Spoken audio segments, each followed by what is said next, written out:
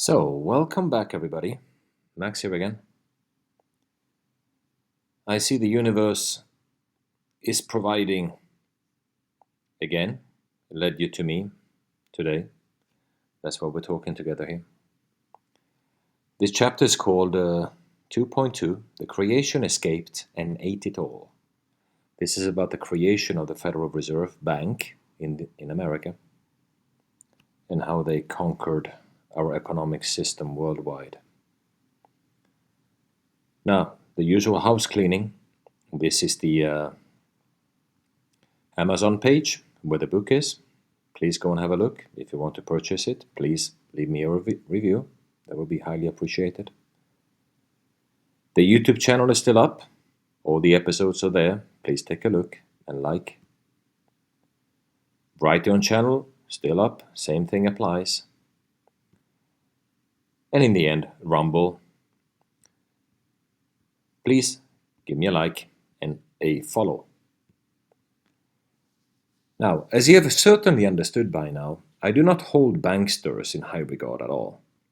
In fact, I consider them criminals and take every occasion to tell them so every chance I get.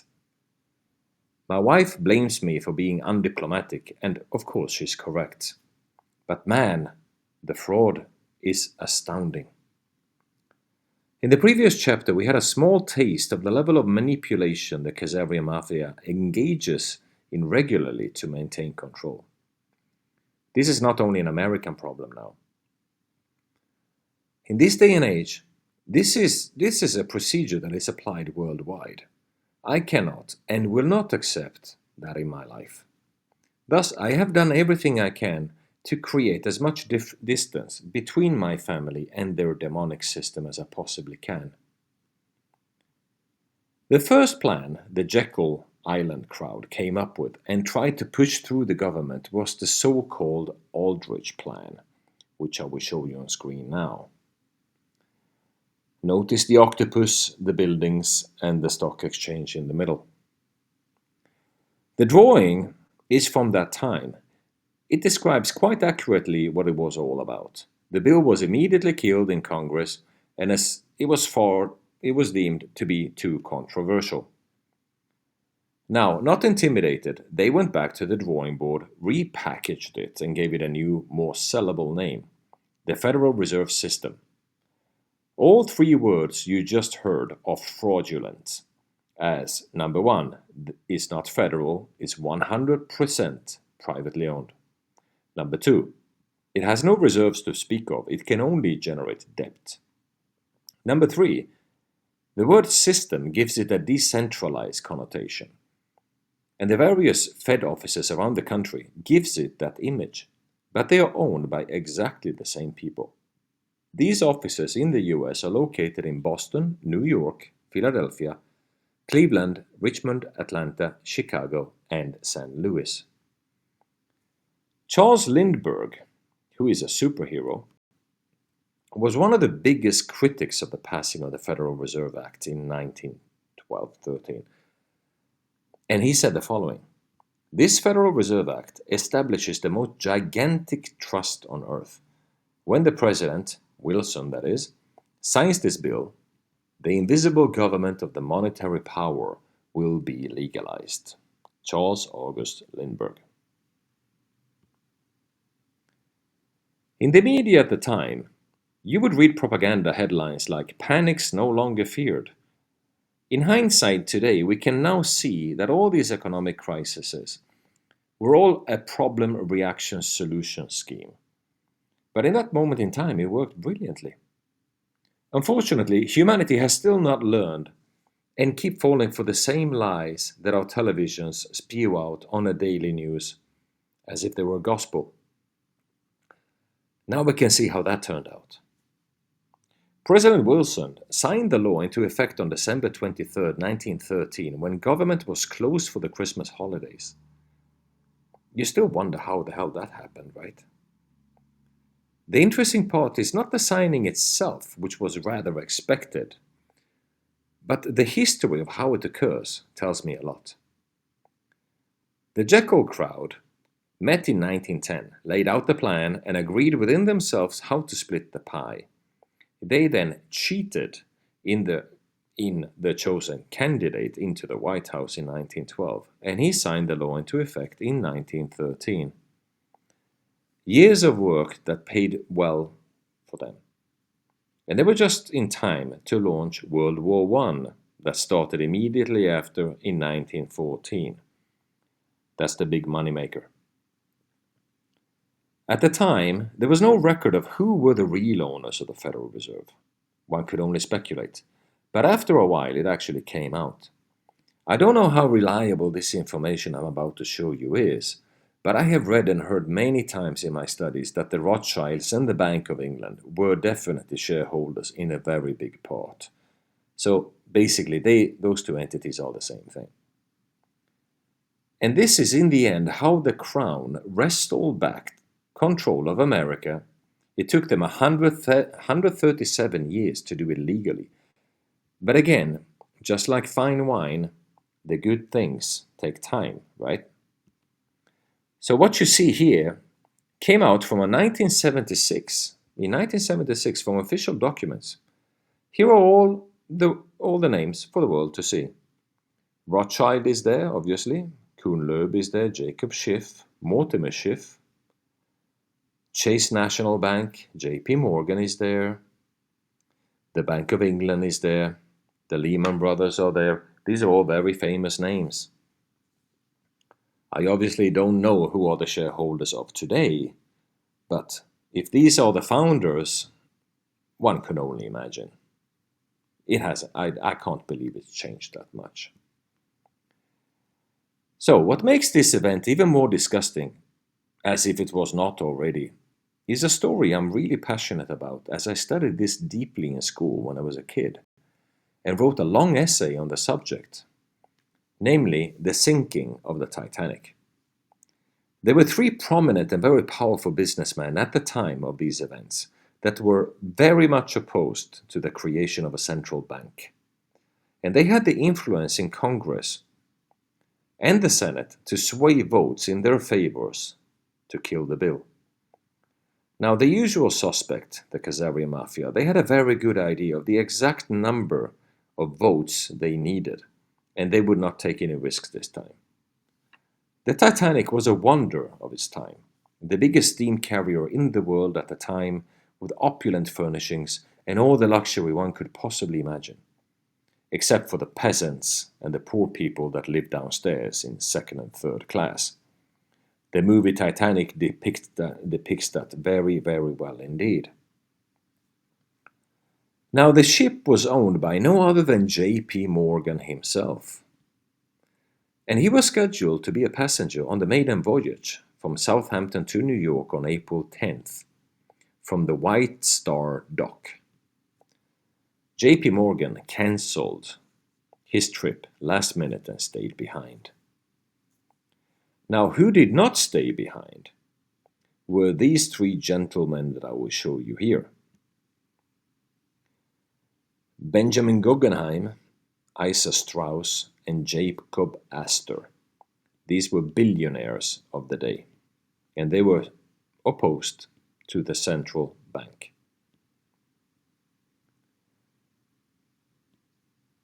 Now, on April 15, the ship hit an iceberg close to Newfoundland and sank in a matter of hours. 1,496 passengers perished in the freezing waters. And these three men just happened to be the ones who opposed the build and conveniently died, never to speak of the issue ever again.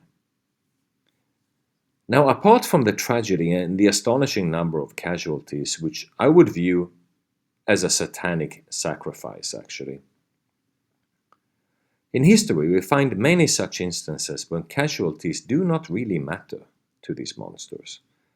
We have 9/11, Pearl Harbor, we have school shootings, we have terrorist attacks.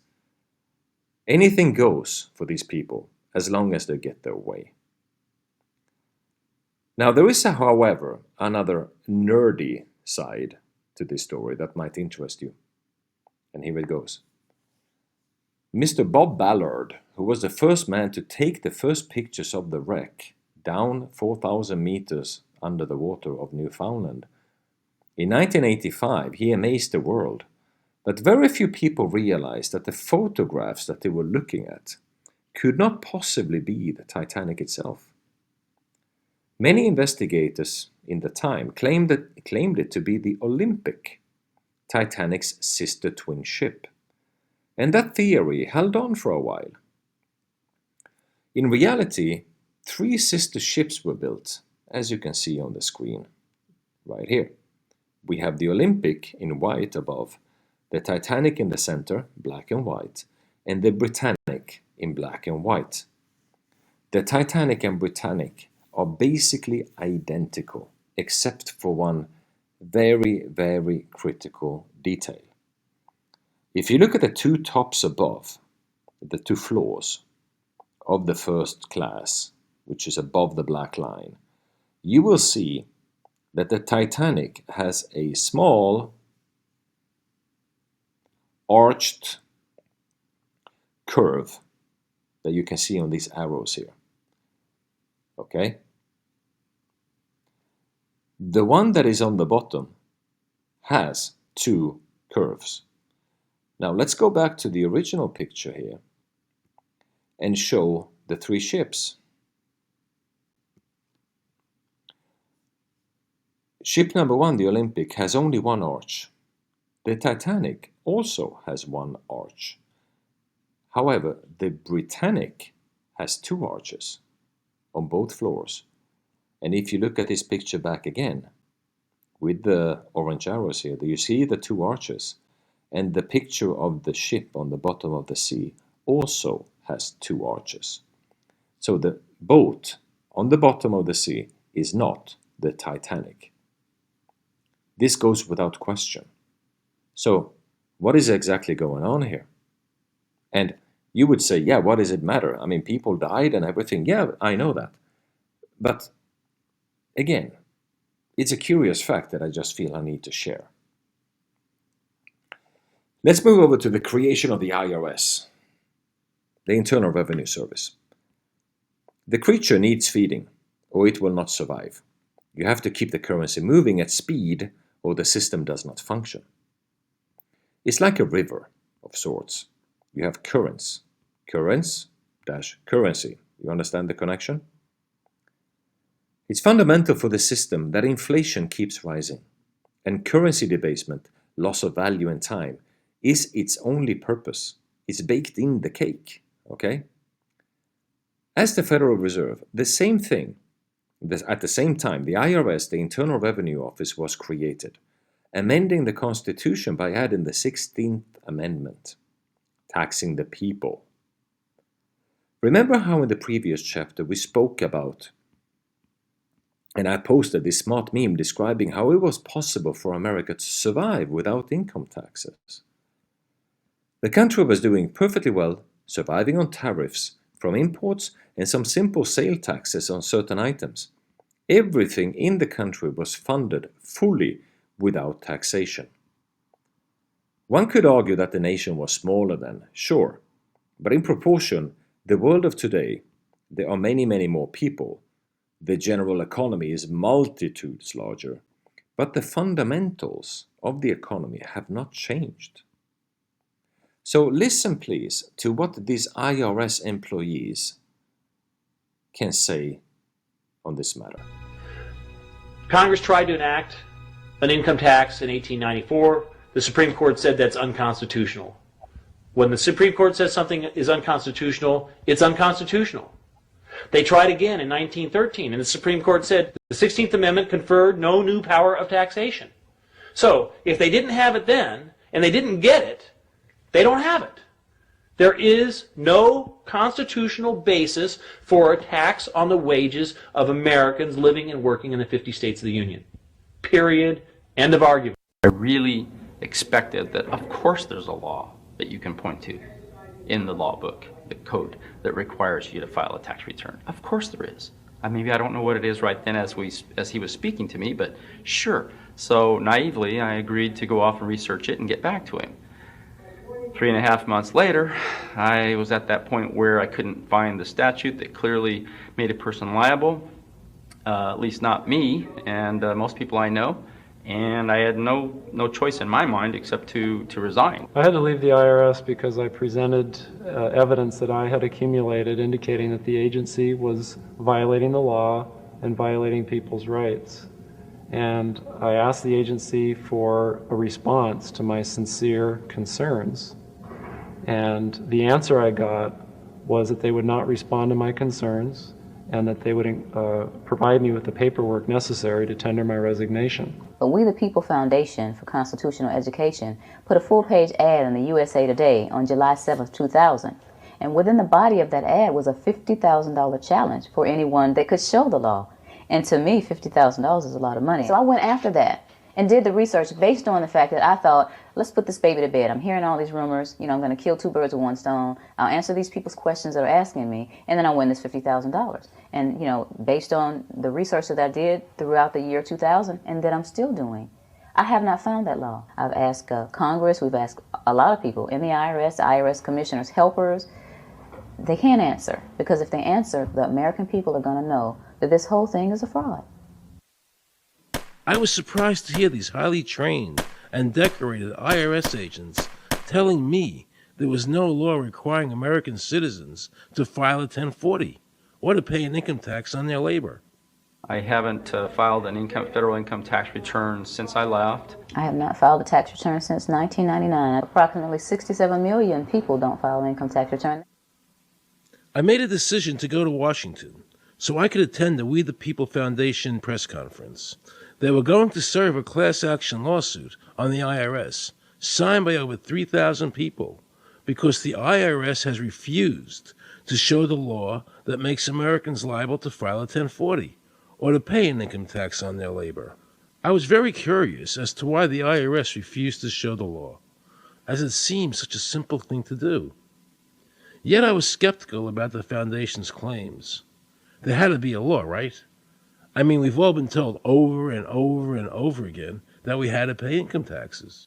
No answers, no taxes. No answers, no taxes. No answers, no taxes. Most people believe that the income tax system is legal and that the revenue from the tax is used in the public interest. However, there is a substantial, conclusive body of evidence that proves that our income tax system represents the most pernicious form of tyranny. It is the greatest hoax ever perpetrated by government against the working men and women of America.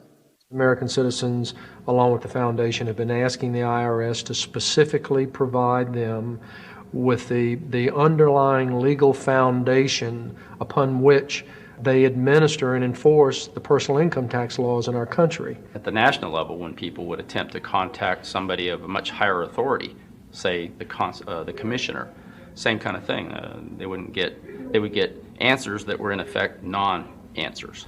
There are a group of people standing outside today who assert that no law requires you to pay taxes and that you will not answer their petition to the government as to whether they're required to pay taxes.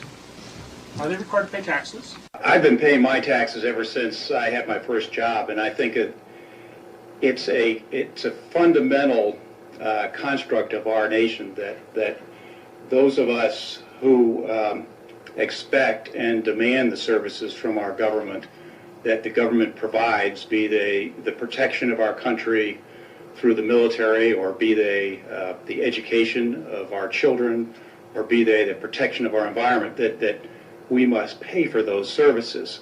So yes, I think there is a fundamental obligation, and that it's an understood and well accepted one.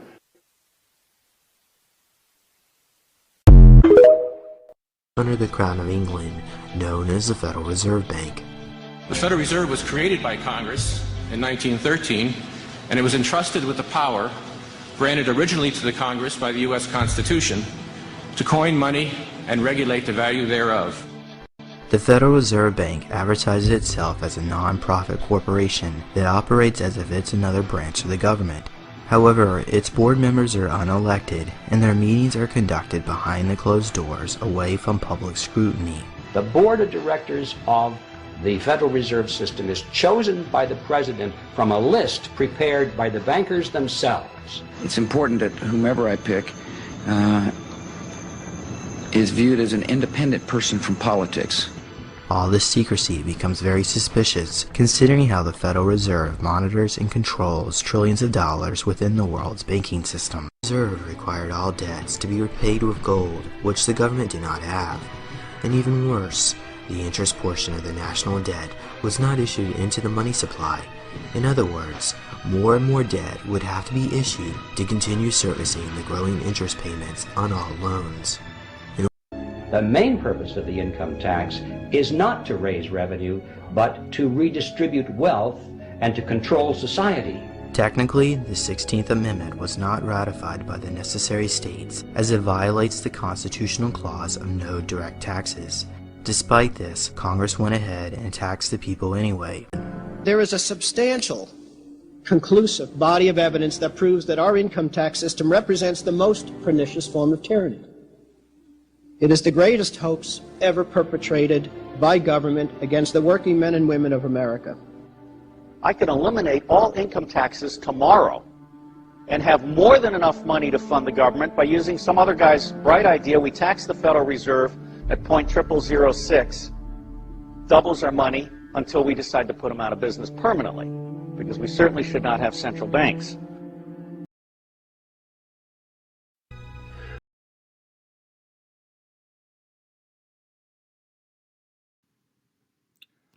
So, said all that, it's a very interesting little video, isn't it?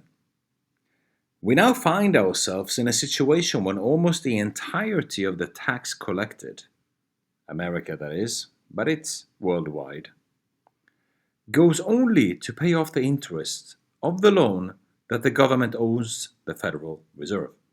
All of it, without even paying off $1 of the principal of the national debt. That's why it keeps on rising so much. And it is an absolute absurd situation. And we will dig even deeper to this in the next chapter, discover how hungry the creature has actually become. The video I'm about to show you is from President Bukele in El Salvador, which I consider to be an absolute hero. He was the first president in the world that ratified the Constitution and made Bitcoin a national currency, completely disconnected from any central bank. And this is the last video I play for you today. Listen to his words very, very carefully, please. For instance, the financial situation of the United States. When I talk to my conservative friends right here, they always tell me that the problem is high taxes, but they're wrong. Of course, high taxes are extremely high here in the United States. I give you that. You're right in that. But that's not the real problem.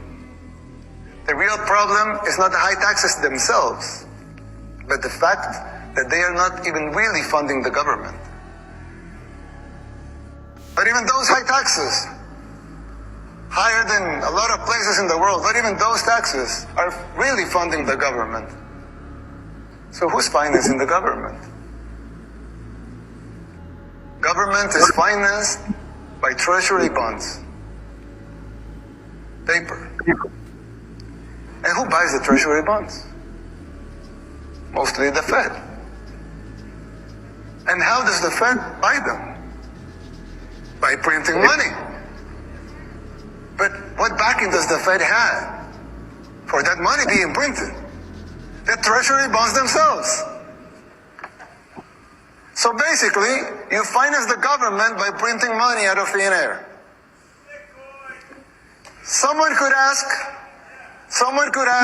well, so if the government can print unlimited amounts of money out of thin air, why did they collect taxes?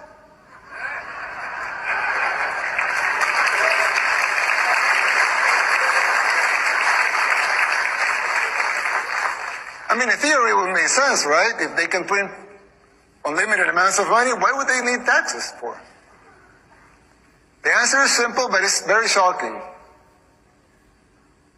The real problem is that you pay high taxes only to uphold the illusion that you are funding the government, which you are not. It's shocking, but it's true. The government is funded by money printing, paper backed with paper, a bubble that will inevitably burst.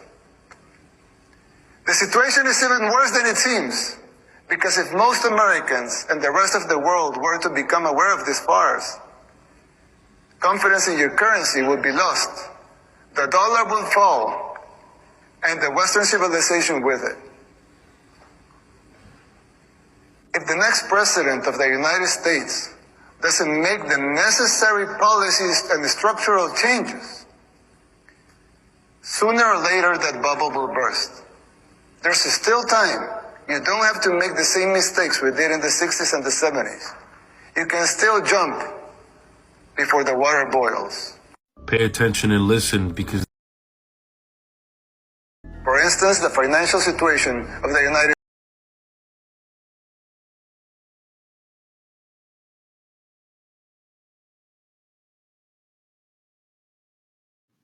Sorry for that, guys. Double click, which is what usually happens. So Bukele makes a point. You know, he's absolutely correct. What we are seeing emerging in this chapter is the absolute fraud that central banking actually is. And we will delve down even deeper into this so I can drill it into your head, okay, that your currency is worth absolutely nothing and you are working and slaving away just to pay these bankers and not your government. It's all a fraud, it's all a lie. And we will move on to chapter 2.3, which is called The Creature is Hungry, where we delve down even deeper on this endless fraud that hopefully will end soon. And I will describe that as well. So that's all for me today. Max out. Peace.